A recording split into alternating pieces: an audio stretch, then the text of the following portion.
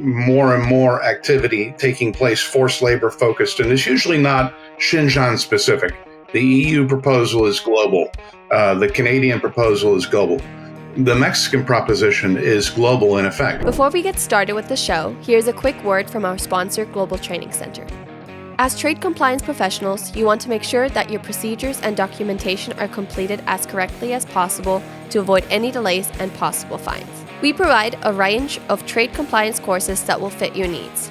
From in-person or web training to recorded on-demand courses, we can train one or even thousands on your team through your learning platform or on our portal. We can even customize a private session for your team. Go to globaltrainingcenter.com to find out more. Hey, Andy, as we record this, we're a couple of days after the 4th of July. I'm just looking to see how'd you spend your 4th of July?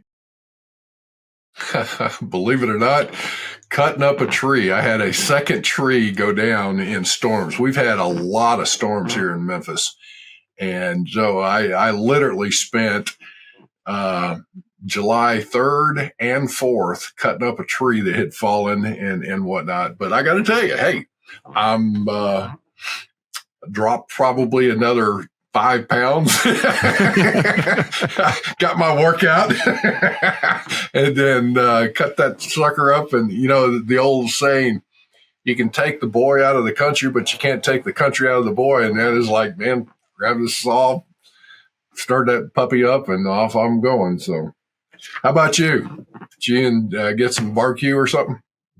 Yeah, no, we were just at home in El Paso. It's hot as heck out there, you know. Gosh, it's so darn hot right now. It's we took off as we record this. I'm in San Diego actually traveling, and what a big relief, man. We're at 80 something degrees. There's a 20 degree difference. So holy smoke, it's so nice out here. So, but anyway, so yeah, I hope you get to hit the beach. Yeah, we will. I'm sure we will. We'll just, I almost moved here in San Diego. I spent, when I was doing software sales, I spent probably, I would say, well, every month I was down here, but I was out here like at least a week or two every month, you know, because of the Tijuana market. And we were selling software out to Tijuana and the big manufacturers here, lots of Japanese manufacturing. Well, at the time, I haven't kept up with it. But anyway, so we used to do a lot of business with the Japanese companies out here. Well, anybody, but mostly the Japanese companies. But yeah, so that we have a lot of little secret spots that we can definitely hit up here in San Diego because we know the city pretty well. Well, there on the West Coast too, it's like with the things coming in. There's like you said, Tijuana's there, but there's also a scenario where as we're moving into talking about today's show, which I'm really excited about this. This is going to be a good show. Folks, you're going to, especially if you're a small or medium sized company, you need to pay attention to this particular show because anyway, all that to say, with this, first of all, by the way, thank you to our listeners. You guys, we're still trending up. And things our shows are growing. So again, I thank Lalo and his team and all that for our show. But for today, we are going to be talking about some of the challenges of an SME and dealing with like the forced labor regulations and legislation and all of that and whatnot. But Lalo, why don't you introduce our guests and bring them on for us? I will. And before we do that, this is part of our series that we had said that we would record. We have 3-4 shows queued up for this.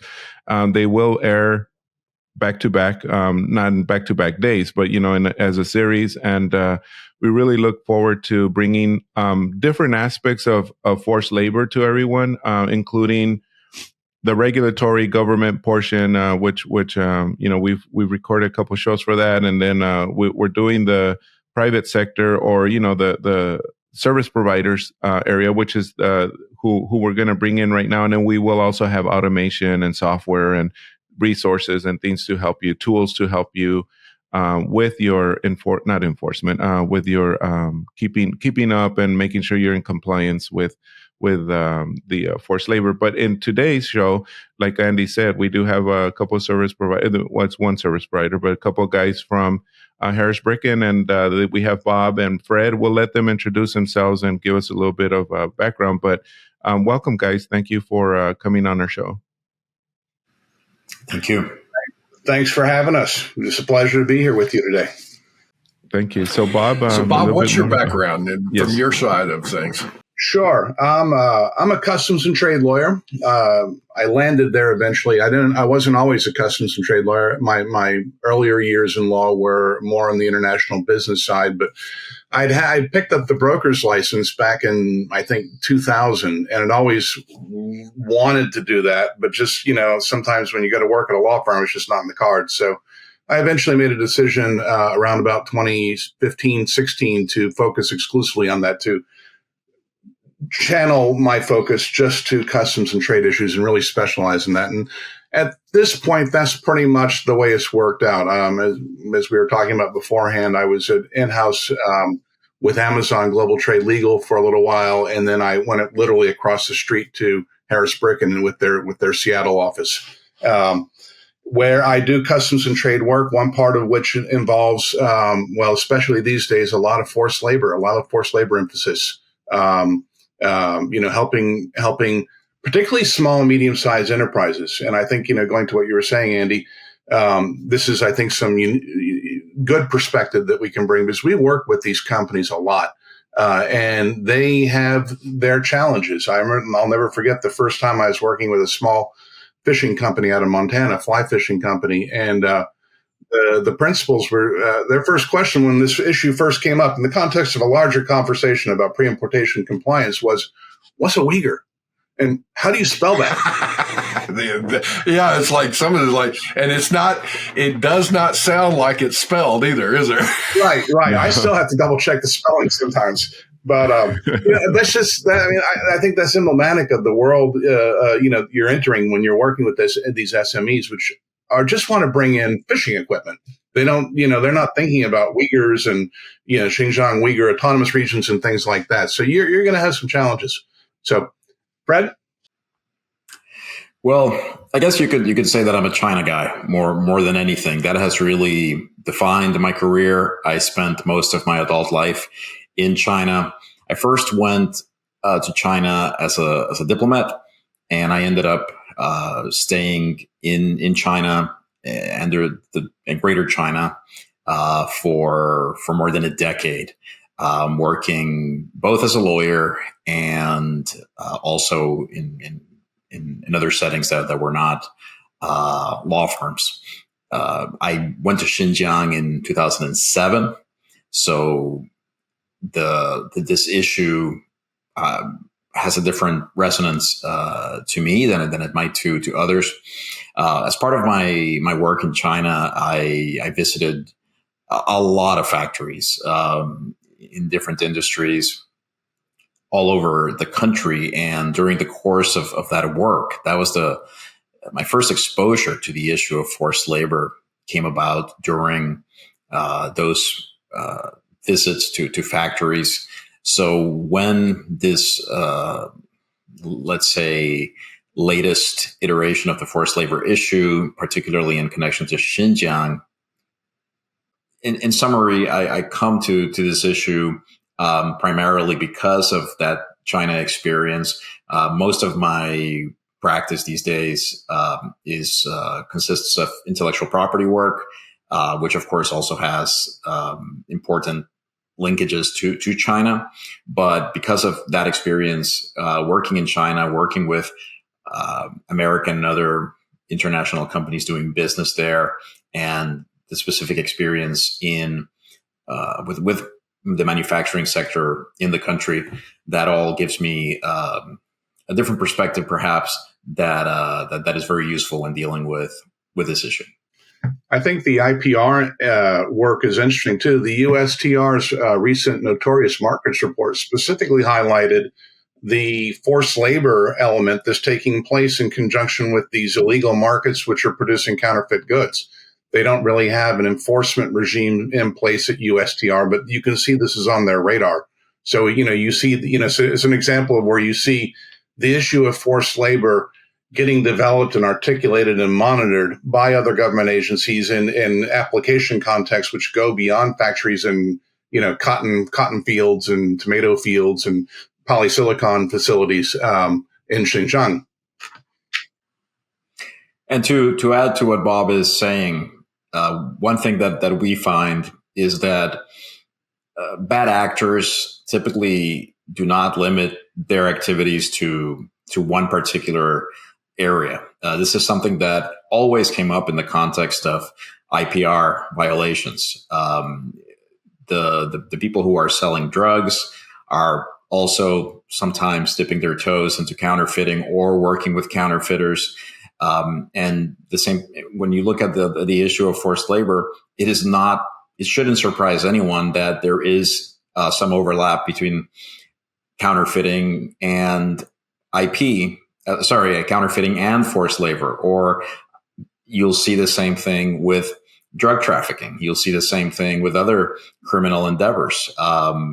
You can utilize forced labor for pretty much any purpose, but for obvious reasons, illegal industries are going to be even more prone to have these issues. And you see that articulated in the work that the U.S. government is doing. We think about the framework for forced labor. We think 19 U.S.C. 1307. We think 19 CFR 1242 to 45.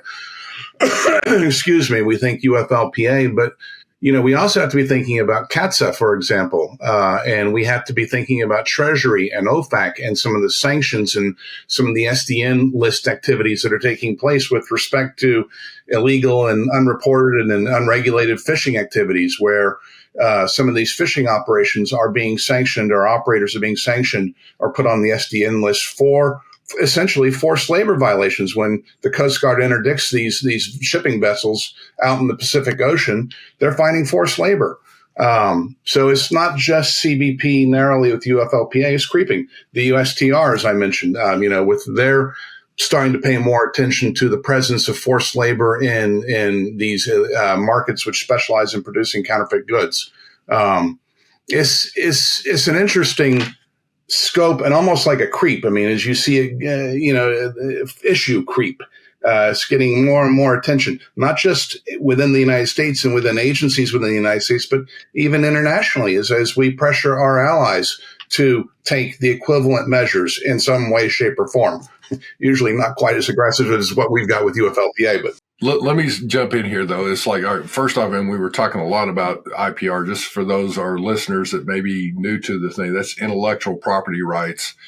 And so that's the scenario of when we're talking about counterfeiting, we're not talking about currency. We're talking about, let's say, a polo shirt, and somebody's going to use and knock off and make the equivalent of a copycat polo shirt, but it's not official polo. So that kind of stuff. So when you're looking at that, that's just one example. All right. So as we're talking about this, so I think you're right. There's an issue creep here where it's permeating throughout the forced labor scenario. There's actually, if you pull up and Google it, folks, you can do this on your own. Just put in forced labor countries.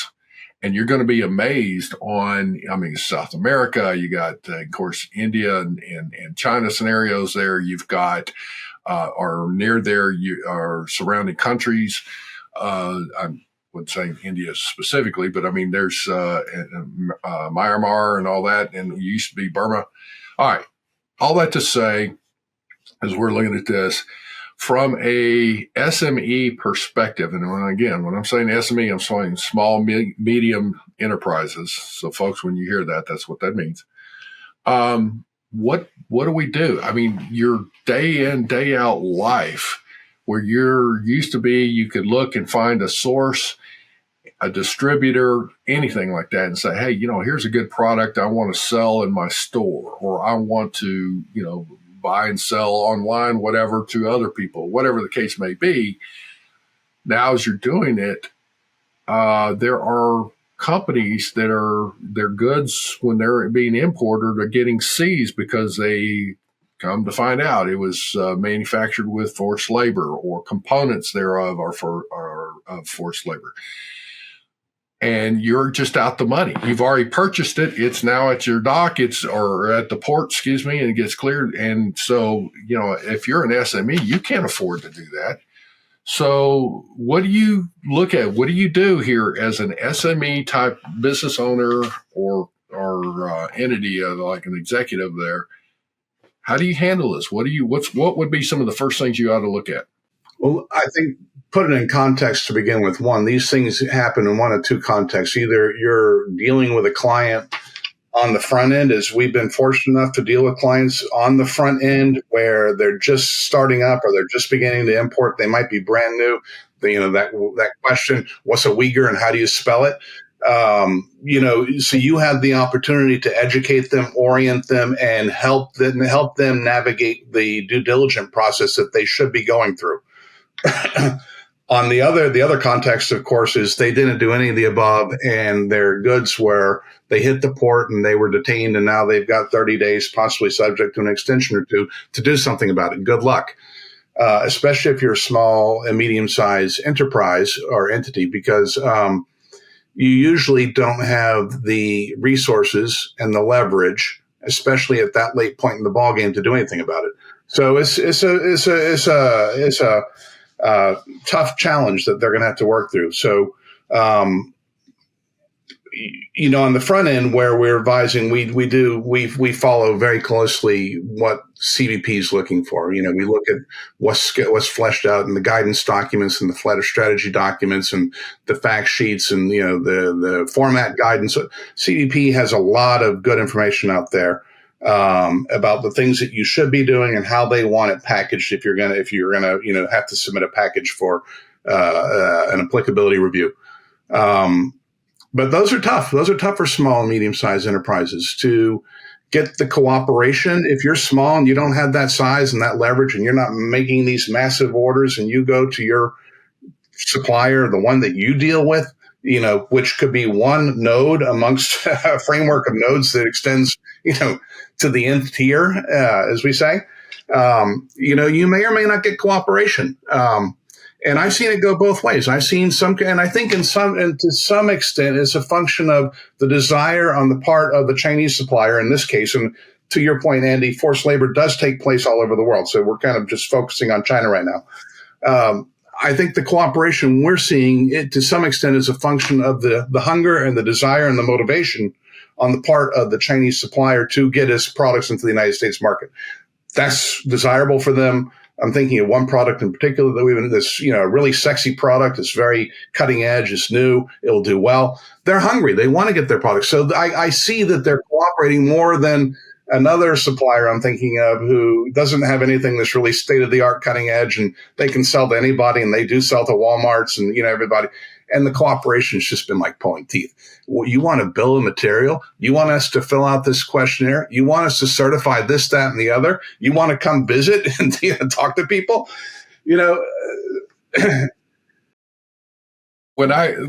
As we're talking through this, one of the things I think is the old adage, the 110-100 rule. If you deal with something up front and you come across an issue, it costs you $1 to resolve.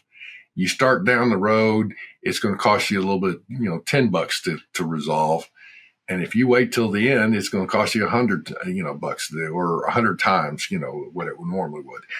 And if you're at that scenario, if you don't do, and we've been a big one, Lalo and I talk through a lot of things with different guests. It's like, look, be proactive, think it through, plan it out, do those kinds of things. Try and anticipate. It's not going to be that you cross every T and dot every I. You need to make the due diligence to try and do that, and it will save you time, effort, and money in the long run.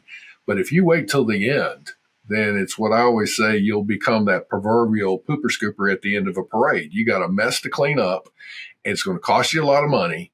And I would rather feed the beast than clean up after it. So it's like, okay, so coming back around, what would be some of the things that, again, I'm an SME, I'm just a small business guy. And what should I be looking at? If I'm looking at sourcing goods offshore or even selling my product offshore to somebody else that's dealing in forced labor, you got to be under the understanding on an export side. What do you do with what I'm selling you? Because if my product, my component that I send offshore and then gets put into something else that winds up in the Ukraine-Russia war or some terrorist activity, somebody's going to come trace that right back to it's like, what would you do here? So I guess I'm just a small guy. I'm thinking about buying goods from somebody offshore. What would you recommend? How do I vet somebody? I don't even know. I'd say, hey, I'm new to this. Well, one thing, so sort of following up on what you were saying, Andy, about the increasing costs of dealing with issues as they fester and become worse. I think responses are going to depend largely on where the SME is situated, both in terms of its activities and also its ongoing involvement with, let's say, China manufacturing. In the case of, let's say, in the case of a new entrant to the market that is in the process of looking for those sources, to be honest, and then sort of we're here, we're taking a bit of a step back and looking at the big picture. This is a time when I would say looking at alternatives other than China is something that businesses should be doing.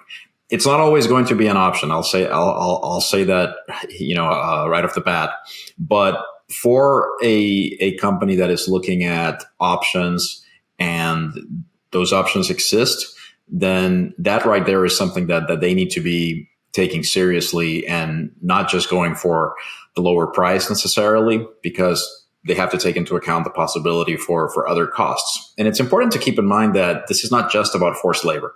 I first moved to China in 2005 when it was a very different environment. And it all boils down to this. Nobody was really exacting a price on foreign businesses back then for doing business with China, with all of its issues, right? Back then, the world, by and large, collectively turned a blind eye to a lot of things that were happening. Over time, that has changed, right? And we've seen how that led slowly but surely to the tariffs. And now we are seeing this issue with forced labor. And to be clear, this is the tariffs, forced labor, they are connected. You can go to our China law blog and find our comments on this from a couple of years ago, where we anticipated that forced labor would become the new tariffs. This was going to be the Biden administration's sort of evolution of tariffs. With a lot to fit around the whole idea of a worker-centered trade policy. Right. And without getting rid of tariffs, right? So it's not as if it replaced tariffs, it complements them. Well, and also, let me just say this before you go further. This is not just a U.S. issue. I mean, Canada's implemented this, a forced labor prevention type act. So is Mexico. We've talked about some of that as well as now Europe. I think it's having quite an effect, more than just the China tariffs, as we would call them, into the U.S. It's having more of an effect on adjusting the behavior of China. However, I also see that there's a lot of companies that are like, you know what? I don't want to deal with you guys are making some great points here where the business environment has changed. So I just saw an article, and if I'm not mistaken, there was an executive from Maersk. It may have been the CEO that had made a comment. If I've misquoting the article, forgive me, but it was making the comment that it appears that many Western countries are moving away from China as the traditional source because they just don't want to deal with all the drama. And I think, Bob, you even made mention there was like a punitive type thing where somebody looks at it and says, oh, well, it's China, I don't want to deal with it. But Fred, I interrupted you there, but I just wanted to, for folks as we're talking, this is more than a U.S. issue, although U.S. legislation and regulations are very paramount for our listeners. Let me just jump in and add on to what you're saying, Andy, because I think it's important to get on the table.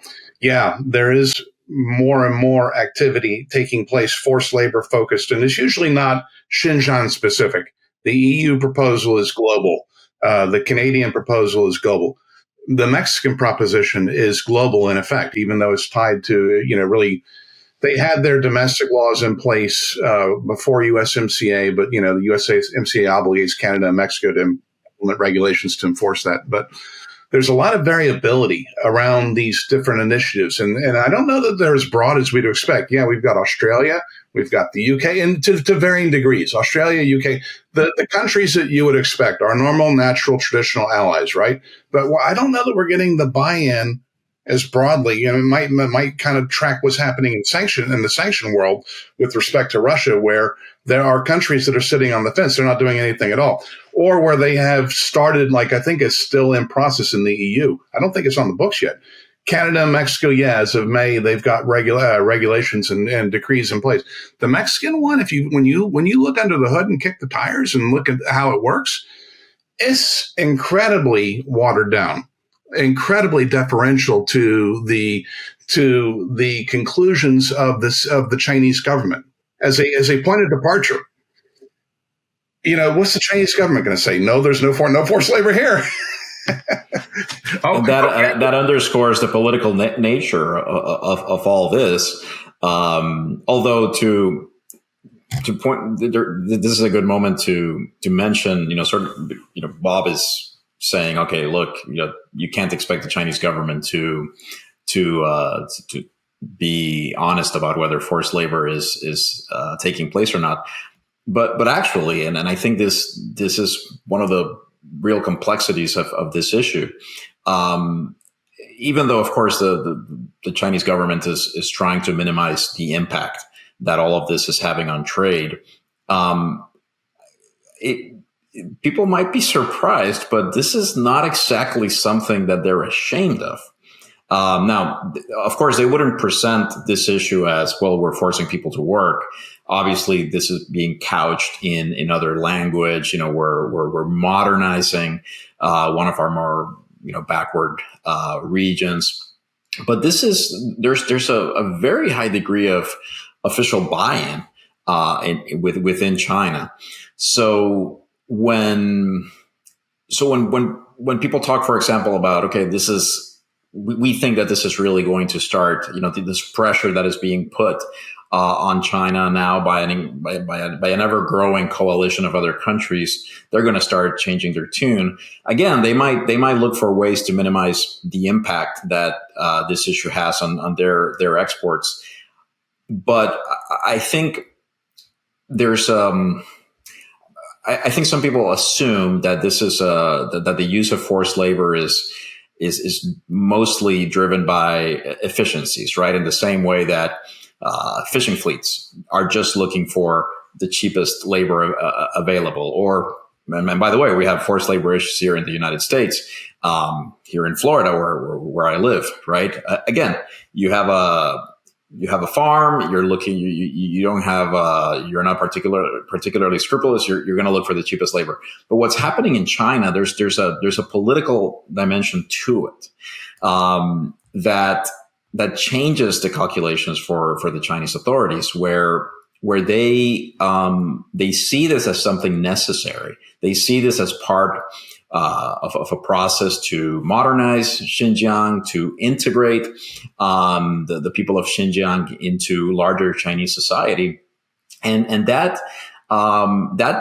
in my view means that this is not going to go away anytime soon, and that's going to present a challenge to governments around the world, because if this was the sort of issue, like for example with something like IP theft, I mean, I think there's greater hope that at some point the situation might improve because ultimately Chinese companies themselves are going to be the beneficiaries of strengthened IP protection. But with this, because it is tied into these existential objectives for the Chinese government, I think it's a more complex issue. I just wanted to throw that out there. And I think what you see what you're talking about, Fred, playing out in the actions of the Chinese government, where you look at the laws that are being introduced, the anti-foreign sanction laws, the blocking statutes, the espionage acts.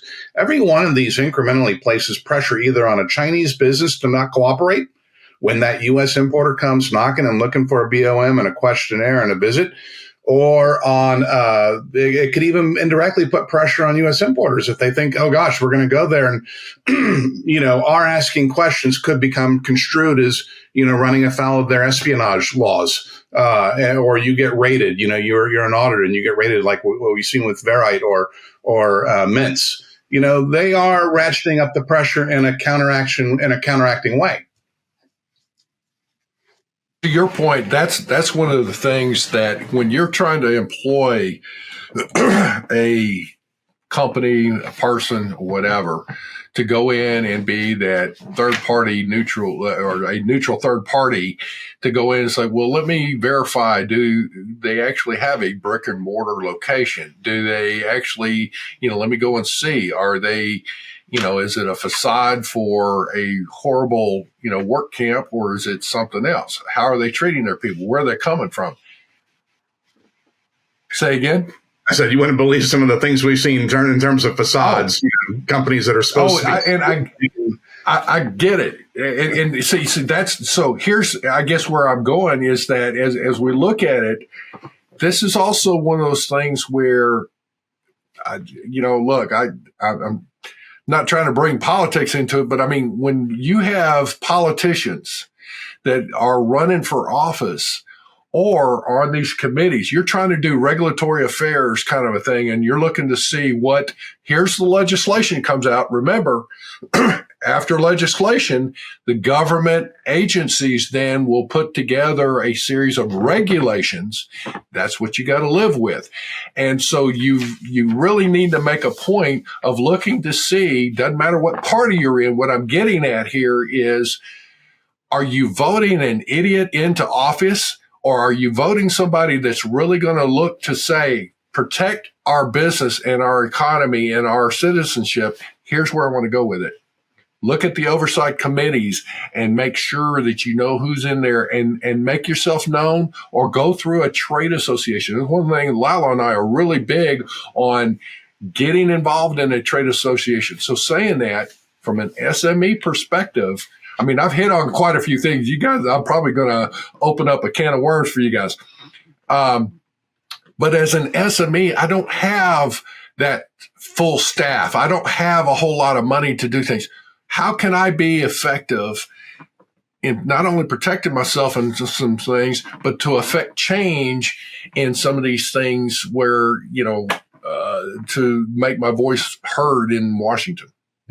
Going back to the political leadership too, the thing that I would really hope for is that whether you're a senator or a representative or on a committee staff or a staffer, that there's some emphasis, some intent, some desire to strike a good balance between facilitating legitimate trade and not shutting down all trade in the engagements with, especially for SMEs.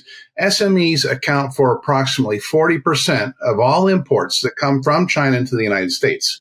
That's a big chunk. That if you were to really, play this out to where it's headed in terms of SMEs and their ability to deal with these laws and the requirements of these laws and the due diligence, because at the end of the day, the law doesn't discriminate. They're going to be held to the same standards and the same information. CBP will be looking at this, for the same inputs from an SME, from that small fly fishing company somewhere in the western part of the United States, as they would from Amazon or anybody else. They're going to have to come up with the same information. And, Fred and I have had conversations with some of these congressional committees without mentioning any names, but I will tell you from long conversations, where they're reaching out to get, brainstorm and get ideas for how to improve the UFLPA. That's really just code for toughening it, making it more robust. Because, I will invariably, again, with this SME experience that we're having a lot these days, I will always flag the SME considerations for these congressional committees. And there's very little interest in hearing that. They kind of want to just jump ahead to the part where we talk about making it more robust, or expanding the UFLPA entity list, or, getting fewer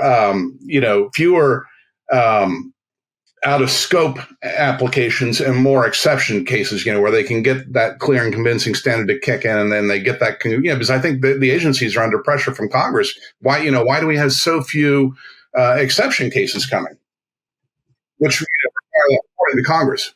Sorry. No, I was going to say, as a starting point, in terms of practical steps, start by doing the due diligence that you should be doing anyway. Because this is the thing, you have companies that were not carrying out proper due diligence before, and now they're dealing with this forced labor issue. And it's just the potential, like you said, Andy, earlier, they're going to get it, from every angle. So a good starting point, whenever you are thinking of doing business with a company in China, or even if you already are, get some basic due diligence in place, right? This is something that we do for clients. We take a look at the information that's available out there, open source information, and you'd be surprised. Sometimes the information that we can glean from official government sources, from media, can be very telling, both in terms, certainly it's very instructive when we're trying to determine if company A is really what they claim to be.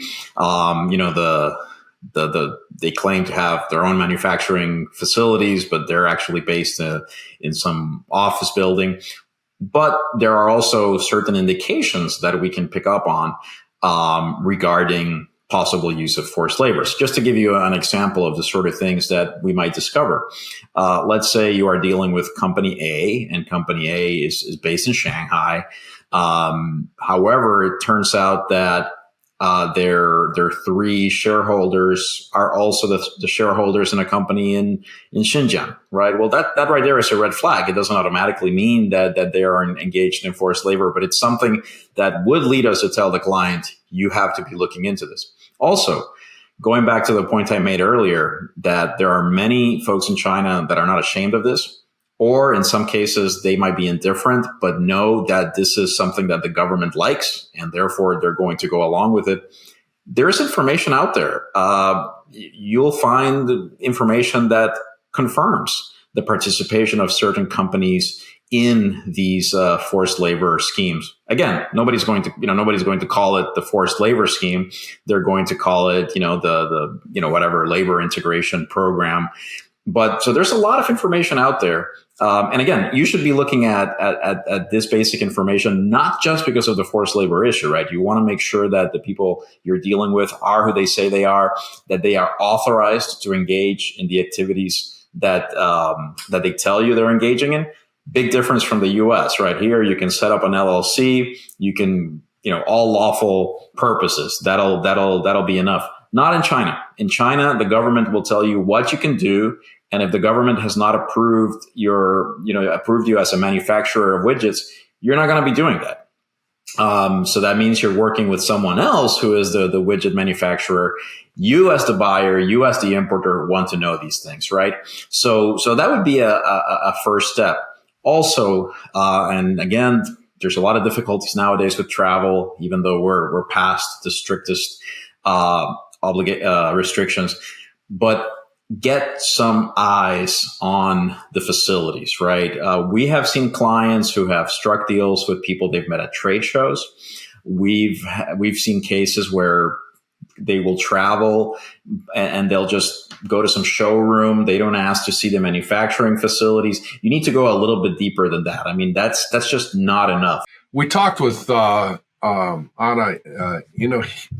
here I go again. Golly, Anna is going to just beat me to a pulp the next time I see her face to face.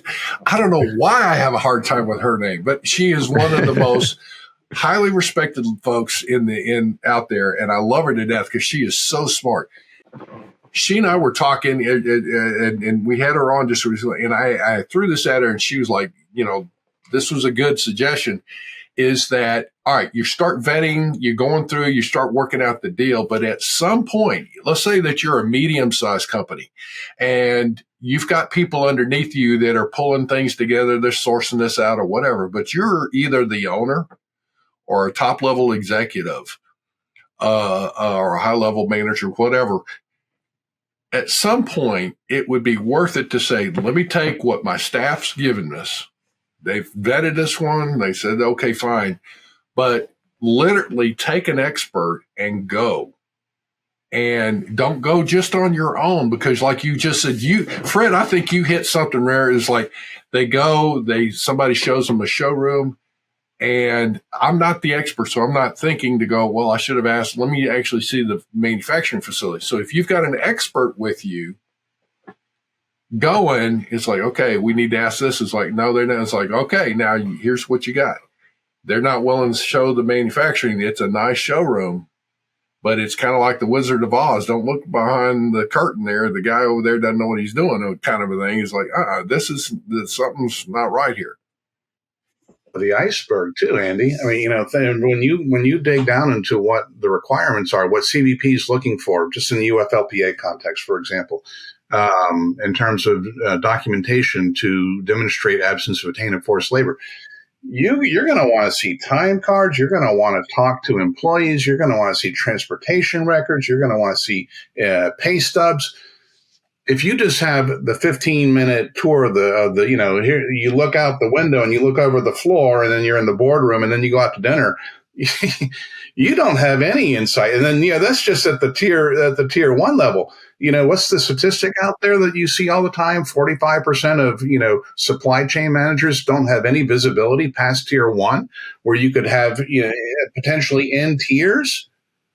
CBP is looking for cradle to grave.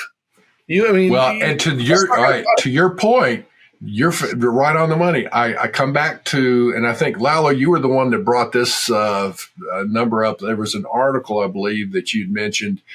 There was if I'm not mistaken, $1 billion of goods seized under the forced labor prevention.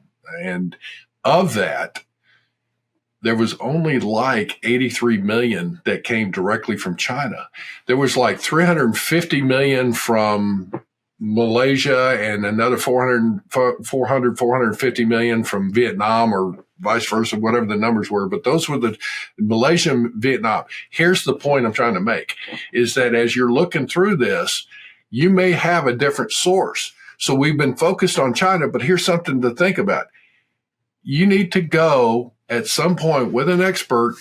My source is in Malaysia. Okay, let's look at that. And that expert's going to help guide you to the questions. Ultimately, you as a business owner or an executive have the responsibility. So it's up to you to make sure that you have the right experts around you guiding you.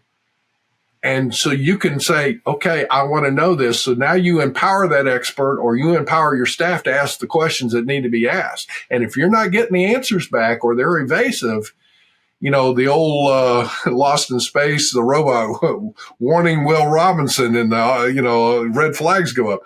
So all said and done, I would say take an expert. At some point, you got to put boots on the ground and go and look.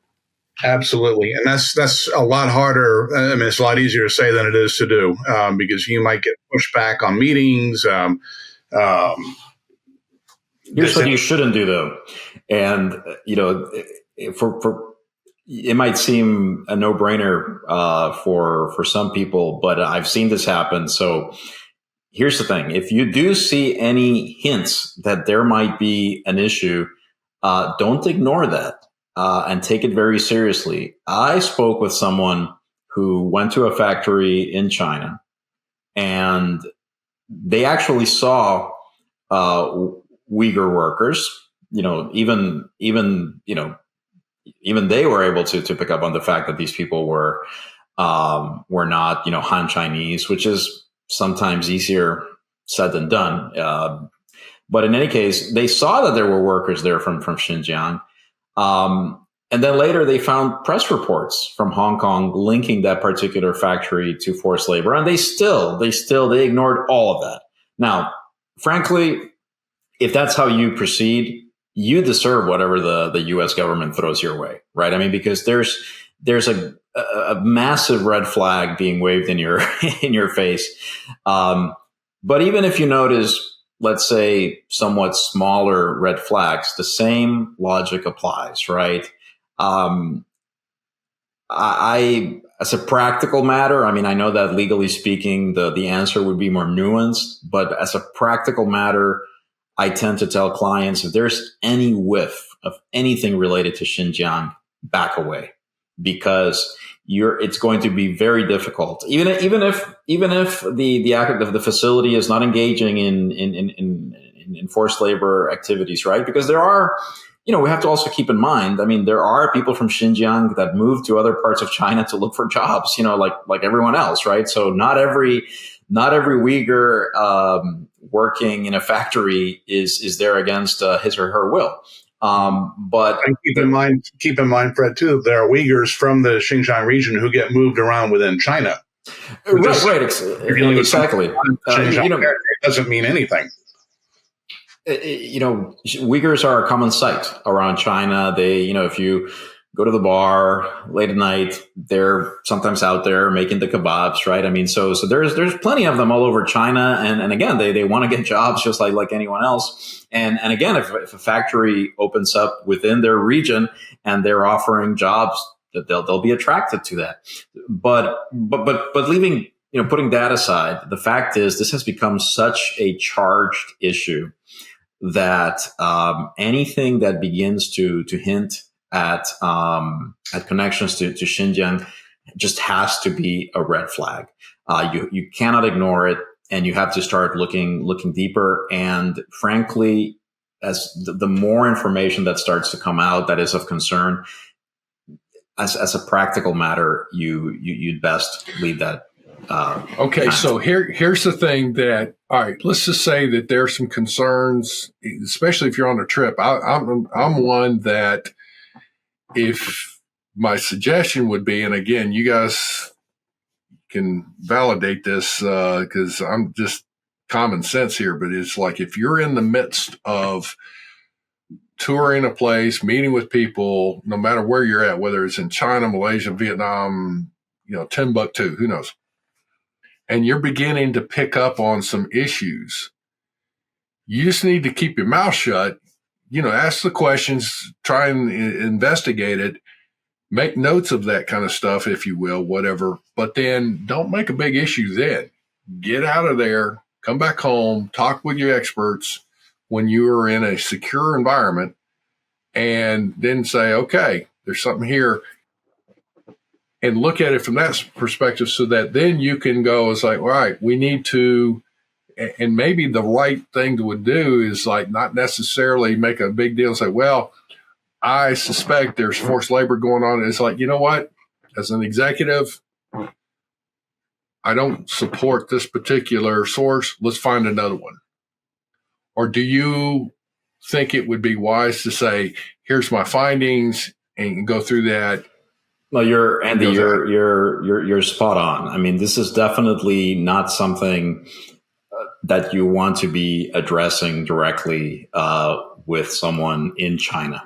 Make your findings, gather your information, get out, and then analyze. And to your point, one thing to keep in mind also is often the best strategy when you're looking for information is to pretend that you're looking for something else. This was something that we regularly did when we would carry out covert investigations of suspected counterfeiters, people that we suspected of making fake goods. If you show up at their factory and say, hey, we think you're making counterfeit goods, can we take a look? That's not going to get you anywhere. But for example, when you go in and you say, hey, we're here, we're sent by your supplier and by your customer, and we're conducting a social audit. That sort of triggers a different response. Like, oh, you're here to make sure that the toilets are clean and to make sure that we have a cafeteria. Sure, no problem. that creates a sort of different environment where you can perhaps have more access.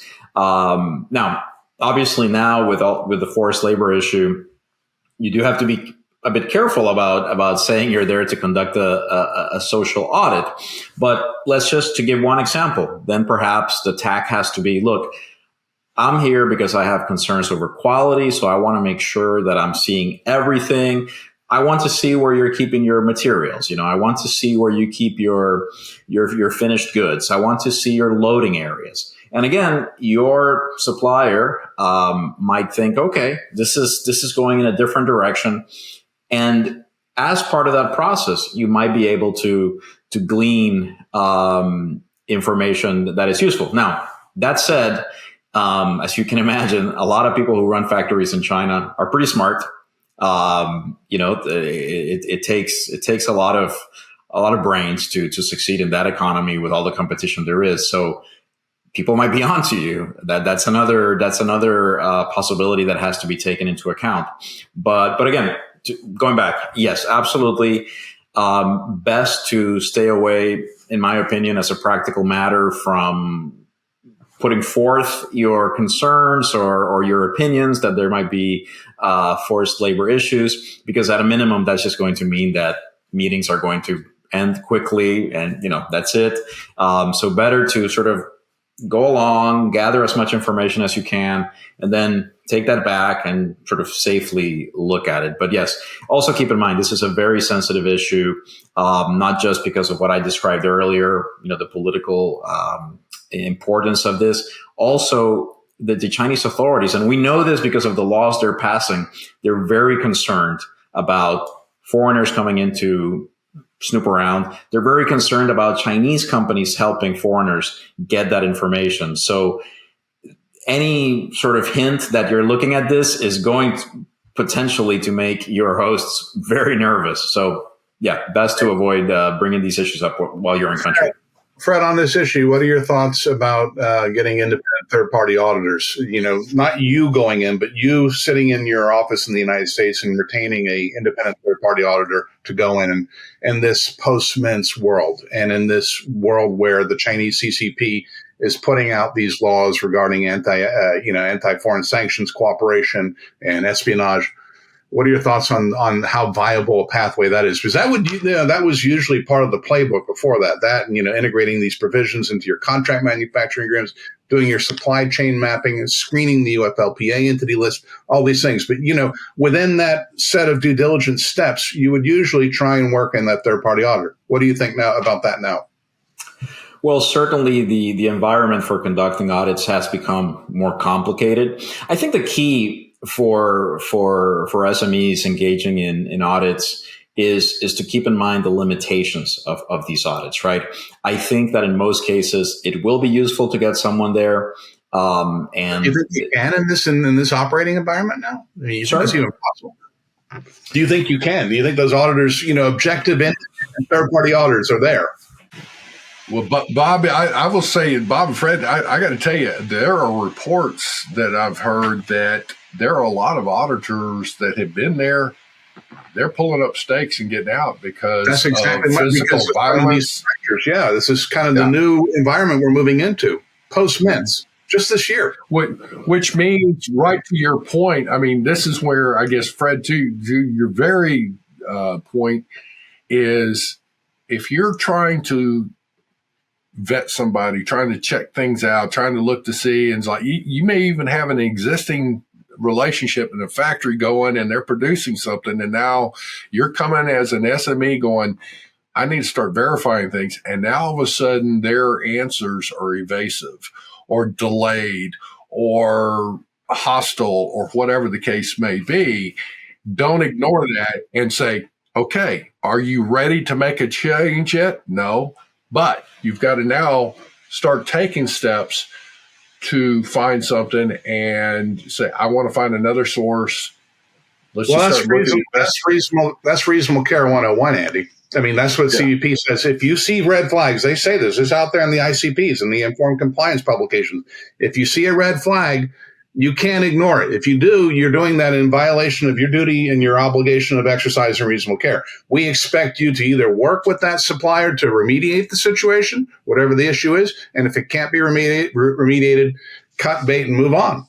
And the challenge with that, and we had this actually with an SME that we were working with, where they wanted to do that. They were detecting red flags, and they knew that if they proceeded on the path they were on, it might not lead someplace they wanted to go. So the question became, the question of diversifying arose. Oh, well, there were other suppliers of this same equipment in Japan and in South Korea. The problem, though, is that the Uyghur Forced Labor Protection Act, if there are parts that originated in China and then ended up being assembled, yeah. So, this law has a shadow, and it's going to follow you potentially. So you're still getting on the same hook to do the supply chain mapping and the screening and the questionnaires, and get your transactional documents airtight. But it's hard to avoid. Diversification can only go so far, in other words. This at you. It's like, because one of the things being, again, proactive is one thing. I'm considering sourcing to XYZ company and in this location, whatever, and you start asking questions. There's another element where we're going is like, you've already got that relationship. You're seeing some red flags. So now the scenario is you want to start looking for other sources and get that ball rolling. However, one of the things that I would like your opinion on is, again, as a business owner, top, leader, whatever, would you think it would be wise to literally develop a strategic plan to change sources? And what I mean by that is something that in the event that something happens, you've got this strategic plan. You can come back to CBP to say, look, we started getting red flags. We see some things here going on. Here's what I've started asking questions. We start looking for more sources, but here's the chain of events of my action plan. And so now I have a game plan here. So, look, you can't just cut me off here in this one particular source. I'm trying to find somebody else. Would that be good? Let's back up for 1 second. When they repealed the consumptive demand clause under TIFTIA and forced labor through the WRO mechanisms, at least until the UFLPA came online, became a thing. And there were 53 some odd WROs, I think involving 11 countries ultimately. And then along comes UFLPA. It was a game changer. We, at that moment, I think really even with the repeal of the consumptive demand clause, we entered into a world where forced labor had not been, and really it wasn't a part of your pre-importation compliance planning. But at that moment in 2016, when TIFTIA came online and this, went away and this became an issue, the CBP and other agencies of the government realized, man, we can do something with this to further advance policy objectives. That changed. That was a game changer for companies, big, medium, small, everybody.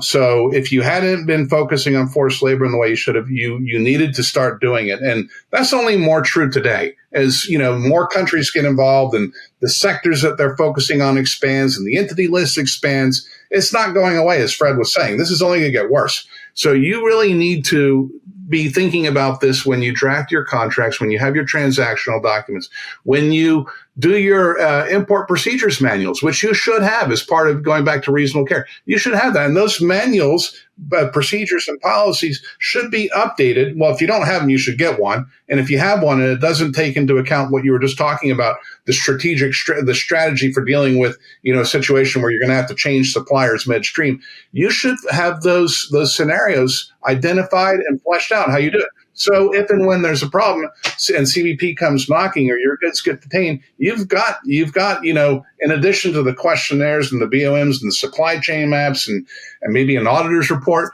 you also have the internal controls that you can point to and say, yeah, we're on top of this. This is the world we're in today. Yeah, and that to your point, that's the one thing that you're building a foundation of. If you're going to do business internationally, whether you're selling or buying exporting your goods or importing other goods, there's a fundamental basic 101. Here's what I should be doing. There are people that have compliance departments. If you're too small to have a compliance department, then outsource that function. Get an expert that can work with you. Get somebody, maybe it's part-time. Okay, fine. Maybe it's a service provider of some kind that can help you. And also, when I'm looking at that, I'm talking about a service provider that's like, they know how to do classification. They know how to look at an entry, to do audits. They know how to give you some guidance, but also develop a relationship with a customs trade attorney firm so that they can give you some things. Would you not agree with some of those kinds of actions right there? Absolutely, 100%. That's reasonable care 101. This forced labor issue, which we're talking about today, is just one item in a longer list of things that importers need to have the balls that they need to have their eye on, whether it's classification or getting the right country of origin. All these things are important in their own way. In many ways, sometimes they interconnect. Absolutely. And the reasonable care guidance from CBP specifies that. They expect you to go out and find a customs expert, whether it's an attorney, an advisory service, a consultant, a customs broker. They expect you to do that. And if and when there's a problem and they come knocking, and they're going to ask, well, let me see, what kind of procedures do you have? What kind of manual do you have? What kind of training do you do? How up to date are on, do you have the ICPs? Do you work with experts? And if it's no, you're in a much worse position to deal with, whatever it is that triggered the visit or the communication. Well, folks, guys, this has been a fantastic conversation. We could keep on going. My brain is spinning, so I think we're going to wind up having more shows here because, Lala, I appreciate you getting this all set up for us because this is, my goodness, this is good. You guys, oh, man, you got such a depth of knowledge, and it's such a pleasure to talk with you both. Well, we enjoyed having the opportunity to speak with you. And you're right, there's a lot more. I mean, we didn't even really get to the trends. When you look down the line, the immediate line, what's coming with forced labor. There's a lot going on there too. Yeah. Another conversation. Another conversation, but I guarantee you that's going to be great. I will say, let me just ask this for a final scenario here. Fred, I'm going to start with you. What would be one key nugget of knowledge or action that you would recommend that an SME owner should take a look at if they're considering importing or they're importing already? Sure. If nothing else, get some basic due diligence done on your suppliers or your potential suppliers. We're talking an investment of $1,500, $2,000 to get a basic due diligence report on that company.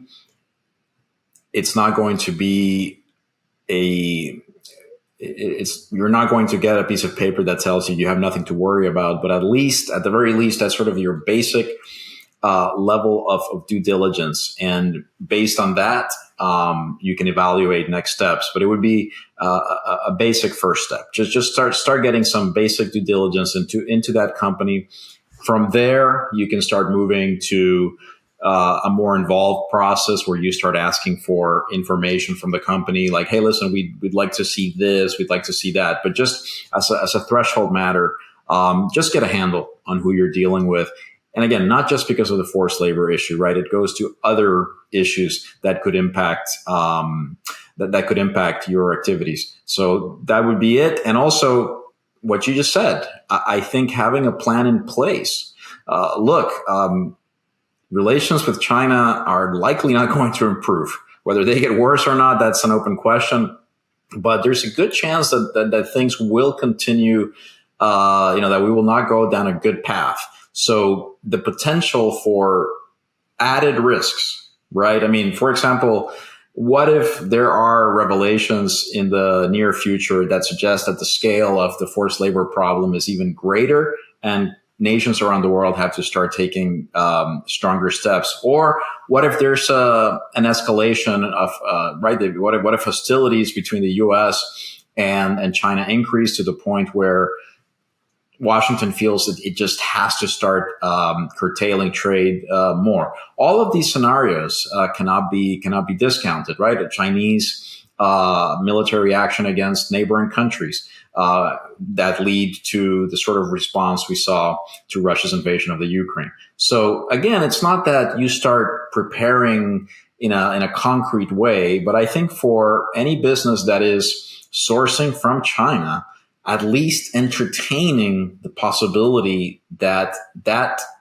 might, that tap might be closed, I think is something that is something fundamental. At least, again, it doesn't have to be a 30-page or 100-page plan outlining what you're going to do, but just to have that conversation, start with that one pager. Okay, what would we do? Oh yeah, a 1-page outline of something that gives you the key points. Exactly. And look, it may be, it's not that you're going to move your manufacturing right away to another country, but just to start, look, if, I think it's a very useful exercise. One of my best friends sells on Amazon, very small business. But this is something that he and his wife, they run the business. They have been looking at, just beginning to think in broad strokes. Okay, what would we do? So they're beginning to keep an eye on places like Vietnam, places like Thailand. Like, is there a trade show that we could go to?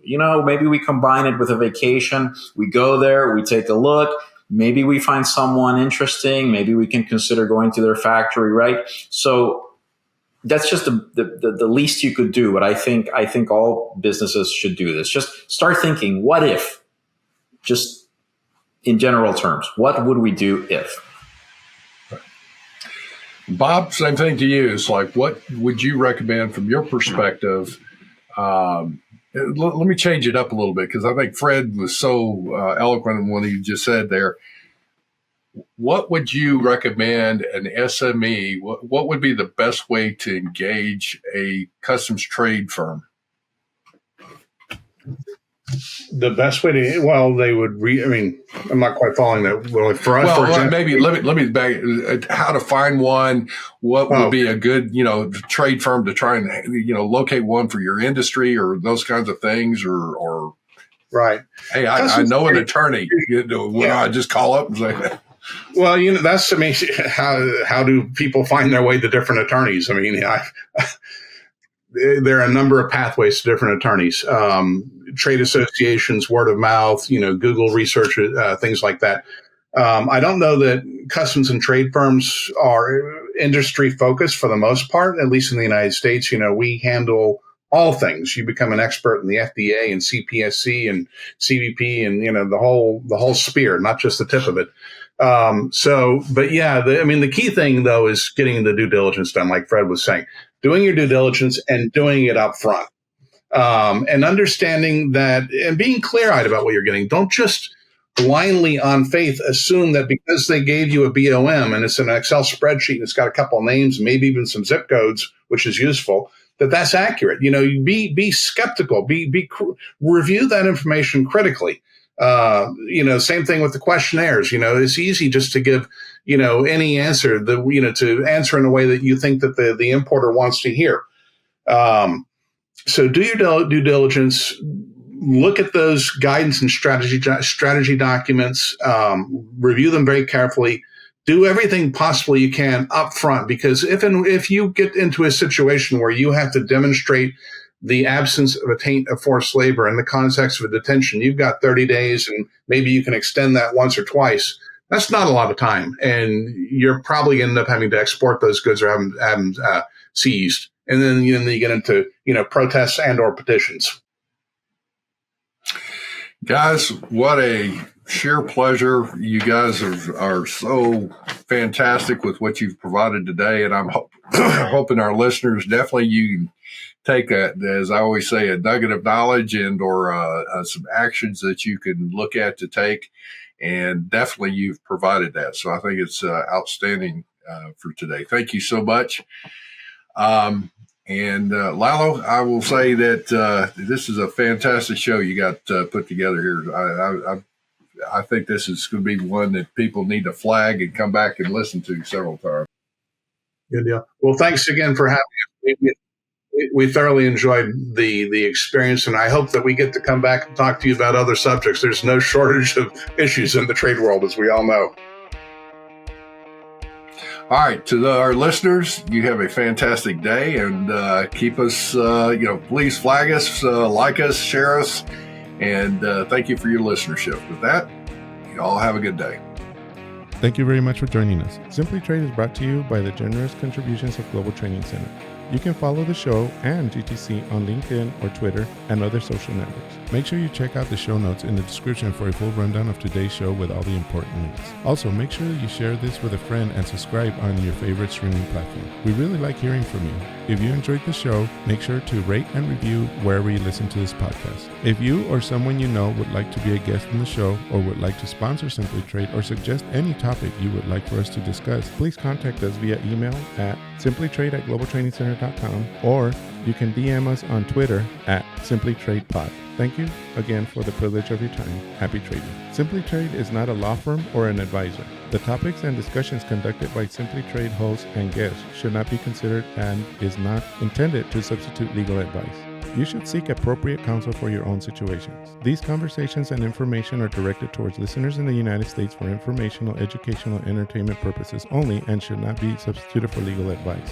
No listener or viewer of this podcast should act or refrain from acting on the basis of information on this podcast without first seeking legal advice from counsel. Information on this podcast may not be up to date depending on the time of publishing and the time of viewership. The content of this posting is provided as is. No representations are made that the content is error-free. The views expressed in or through this podcast are those of the individual speakers, not those of their respective employers or Global Training Center as a whole. All liability with respect to actions taken or not taken based on the contents of this podcast are hereby expressly disclaimed.